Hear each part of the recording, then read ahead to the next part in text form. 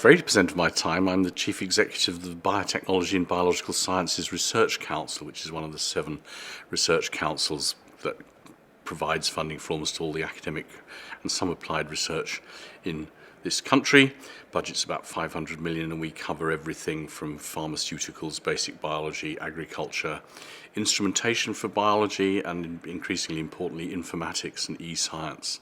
And the other point too of my time, I'm still a professor at the University of Manchester, where I do what's called systems biology, which brings together biology, chemistry, and computer science. BBSRC as an organisation sits firmly at the interface between science and policy. The UK is number 2 in most areas of science in the world, as judged by normalised citation counts, but in one area of science it's number 1, and that area is biology. So we are number 1 in the world in biology, and when you make that a little more granular, we're number 1 in 7 out of 8 areas of biology. So we have the research base that can provide the evidence for which policymakers would then make better informed decisions. And of course, some of our activities, about half of them in fact, are in areas of strategic interest: global food security, bioenergy and industrial biotechnology, which is making stuff in a sustainable way, basic bioscience underpinning health and the aging population and issues around that.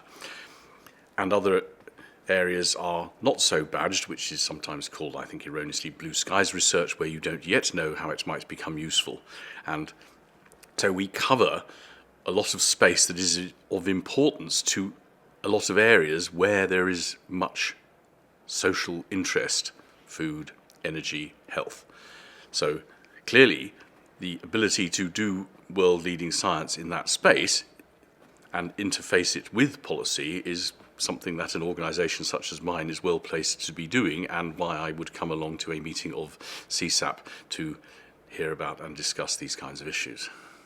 Of course, the origins of some of this is the famous C.P.Snow Two Cultures lecture in 1959, which was the Reed lecture in Cambridge, and Snow was partly a Cambridge academic, and a recognition that governments of the day were rather classically trained and knew, frankly, next to nothing about science, and therefore were not well equipped to opine about the industrial age of the modern era and what could one do about that.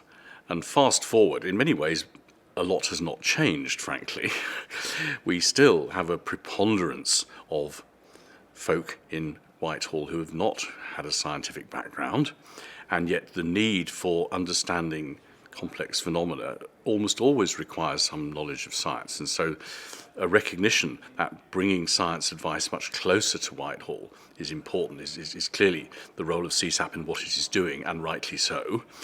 And of course, John Beddington, who's just finished as chief scientist, managed to bring chief scientific advisors into government departments, and there are still only 3 countries in Europe that have a chief scientist: ourselves, Ireland and the Czech Republic.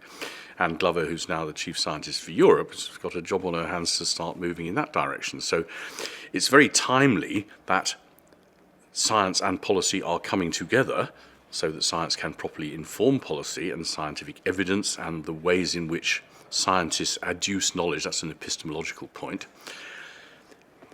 And we're probably in the vanguard in the UK, and that's much to be commended. And we need to continue to do this.